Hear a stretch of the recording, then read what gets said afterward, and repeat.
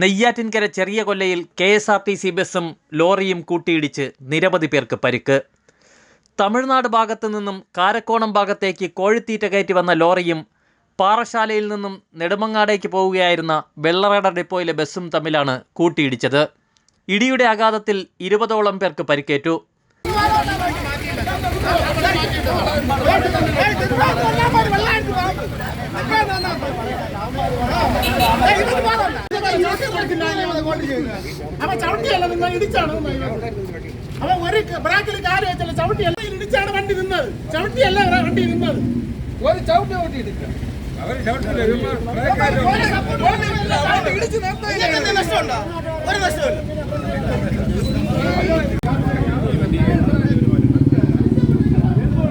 പരിക്കേറ്റവരെ വിവിധ ആശുപത്രികളിലായി പ്രവേശിപ്പിച്ചു.